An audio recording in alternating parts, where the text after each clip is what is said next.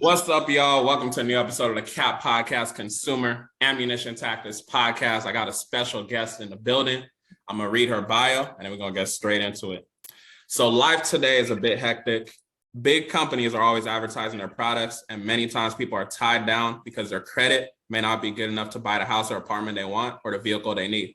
Fortunately, there's the help of people like Loren Leon, who is a Dominican immigrant raised in the Bronx.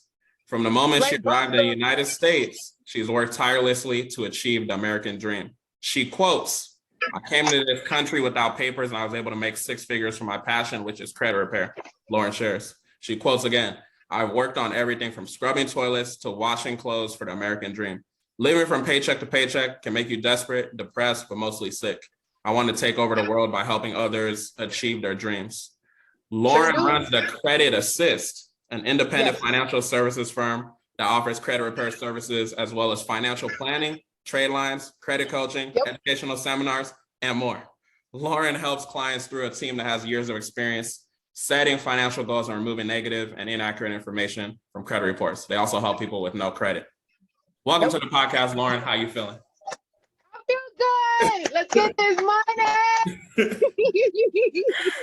Hey man, so I read a little bit of your bio, but can you give the listeners more information about you? Maybe how you grew up. We read you were scrubbing toilets, to washing clothes for the American dream. Let's get a little bit about you.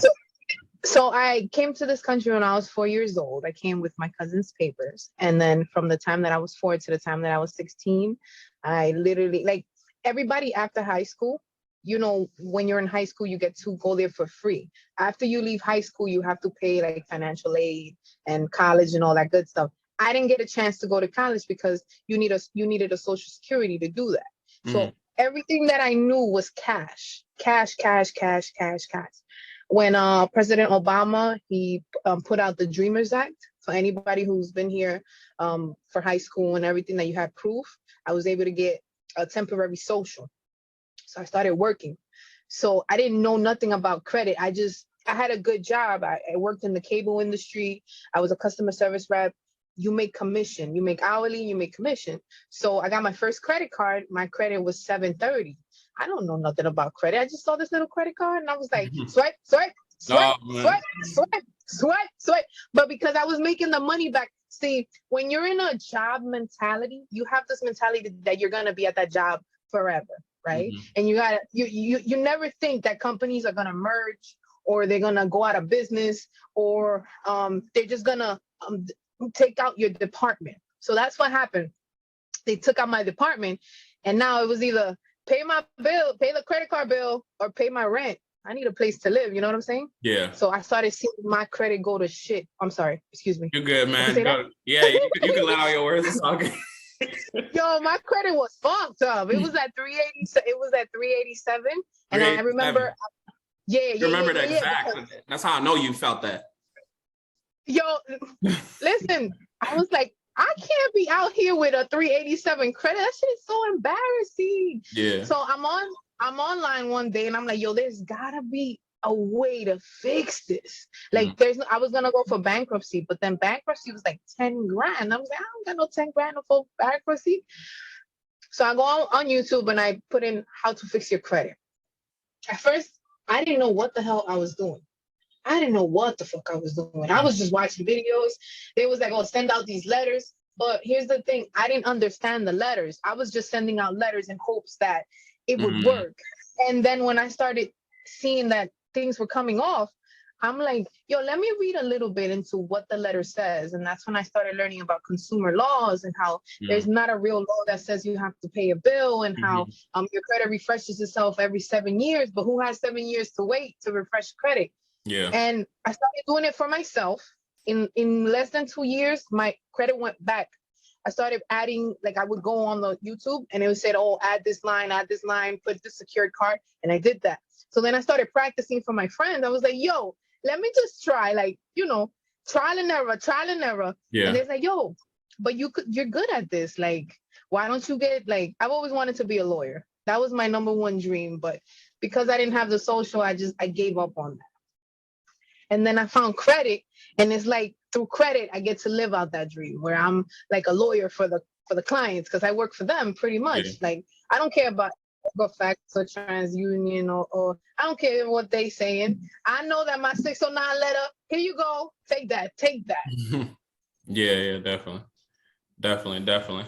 So, I mean, you had a temporary social and then you finally got into credit. Were there any specifics as far as, watching on YouTube for anyone that might be in your past situation? They might want to get some resources. Was it like specific YouTubers you were watching or just all miscellaneous? There's this, and I'm never going to forget his name. His name is Brandon Diva. Brandon, if you watching this, I just want to let you know, you're the one that started off this career, baby. Thank you so much, Brandon.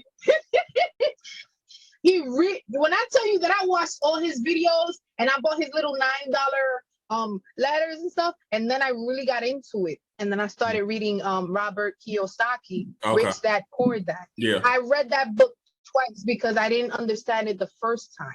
So I read it again and it made sense to me. And I'm like, I'm the type of person that once I'm in a system like the Matrix, once I figure out how something works, I'm like, oh, wait, let me alter it so that it works out for me. I love information. I love to process information. And every day I'm learning something new. I don't claim to be the best in credit repair, right? Because there's mistakes I probably make that I don't know about, right? But every day I'm learning. And every day that I learn, it takes me to another level of unlocking like things you can do with your credit. You know what I'm saying? So I really like it. I really like it's not even a job. It's like my passion. Like this is, I talk about credit. I dream about credit. I can freaking, with my eyes closed, with my eyes closed, I could be like, yo, do this, and we're good. Nah, definitely. So, I mean, I'm kind of curious because, you had your back against the wall with a temporary social. You're doing all this work, you knowing cash and things like that. So I would make the argument that people that, were over here, we all have socials and stuff like that. We have no excuse not to know how to fix and build like a credit. Like what kind of mindset, what kind of upbringing did you have to where you're able to just, make no excuses for your situation? So I'm always in survival mode. And that's something that I'm working on because it's when you're here, and you don't have the resources like everyone else, you have to have this mentality of everything you do, you got to do it yourself. You can't depend on nobody, right? So I don't have the luxury to say, okay, well, I don't care about anything because I have all this cash, or I don't care about this. No, it's me. Everything is me. I'm always in survivor mode. But being an immigrant in general just teaches you that. Because you have a lot of doors closed in your face. You have a lot of people telling you that you're not going to be anything, that there's a lot of people here, and maybe this is off topic. A lot of people hate immigrants. They think we come to this country to take over jobs, but we're actually escaping genocide. We're actually escaping brutality in our country. Like my country is very poor. Dominican Republic is very poor.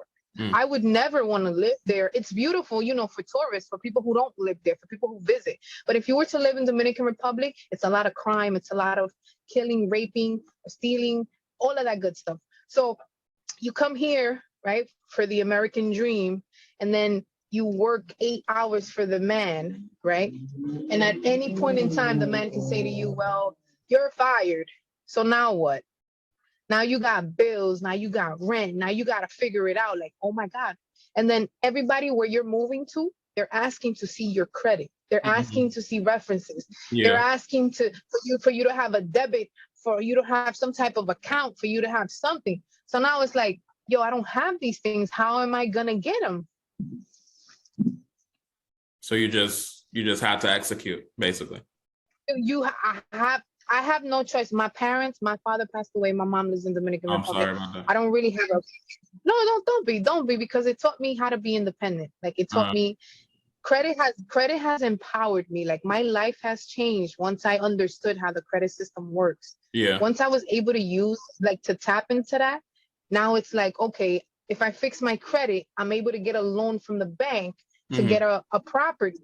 And now that property, I can rent it out to other people and that property will pay for itself. Okay, if I fix my credit, I can take out a loan from the bank, take the bank's money. I can buy a whole bunch of vehicles, list them on Turo, list them on Get Around, list them on Hire a Car. Oh, wait, the cars are paying for themselves. Oh, wait, hold on. If I fix my credit, I can build business credit and I can learn how to hide my utilization using business credit and not personal credit. Because every time you swipe that credit card, your credit goes down. Every time you swipe, and I'm the type of person that I live, when I see those little Credit Karma scores and I see 30 points down, 20 points down, I catch a heart attack. You know what I'm saying? Like I'm hyperventilating in the back. I don't know if anybody else is like what I do, but that's me. Yeah, definitely. No, definitely. And I love what you say about the, immigrants and children of immigrants, because, I come from a Nigerian background, so I feel your whole sentiment on that, you know what I'm saying? So yeah, definitely love, the fact that you made no absolutely in terms of, what you did. Let's talk about the credit assist. Like, where did that name even come from? So I'm sitting in my house and I'm like, okay, I've been fixing my friend's credit, right? Yeah. And I started reading up on like LLCs, like, oh, you gotta name them, you gotta something. So I'm like, okay, I want people to know that I do this, but I can't steal anybody's name. So what the hell am I coming up with? Okay, I can't be credit repairer. No, that doesn't sound too good. So I'm going through the names, and then my friend is like, the credit assist. All right. You be assisting people with their credit. And I'm like, yo, that doesn't sound too bad. I said, that doesn't sound too bad. I'm like, the credit assist. Yeah, because every time, the first it was the credit terminator. And I'm like, that doesn't sound too good. I don't know how the clients don't feel about that. I was like, nah, the credit terminator. Nah, what do you think this is? Rise of the Machines? No, so we went with the credit assist, and I was like, I like it. I actually, you know what's crazy? I just got it trademarked. Got it trademarked. Nice. Yeah, I was fighting with another company. Really? And they gave up on it, and I ended up winning it. Oh, nice. Yeah, no, we can have a whole podcast talking about trademarking. But so in your bio, you quoted about you ruined your relationship with your favorite sister. Oh yeah. Can we get into that? Oh my God. Let me tell you something. If you have Nigerian family, Caribbean people in general, right? In general, you know how old school they are and how they live by traditions. Definitely. So I freaking ordered, because I had bad credit, I ordered furniture under her name. Okay. I ended up getting approved through Bob's Furniture. She had no idea. My credit was bad. Yeah. Sis, if you're watching this, I just want to tell you that I'm sorry. But once again, I gotta thank you because you put me on the right path. So apart from the immigrant stuff, because I was trying to fix my relationship with my sister, I wanted to know how to do the credit, because the account ended up going into charged off, and then it went into collections. Now, I'm gonna tell you one thing: Dominican people, they're not forgetful. You do something to them, they don't care if you are their kid. They will not talk to you. They will hold that shit over your head. They will bring it up at the Thanksgiving dinner. Oh, like, man. Ooh, yeah, you like this turkey? I bet, since you ruined my credit. So my sister, it's been 6 years since I've spoken to her. Every time she see me, she roll her eyes at me. Wow. She hasn't given it up. She'd be like, that's crazy. But yeah, it's fucked up, because she was like, I trusted you and you scammer. You took my ID, you took my information. Yeah, she called me all the names in the book. And that really, it really made me feel bad. And I said to myself, there's gotta be something. And that's when I started learning even more about credit.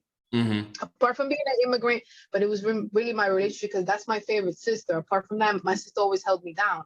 And the moment that I knew that she felt that way, I was trying to fix it. And I've gotten so good at fixing it, but now she doesn't want me to touch any of her stuff. So it's like, come on. Now that I know what I'm doing, come on. Yeah.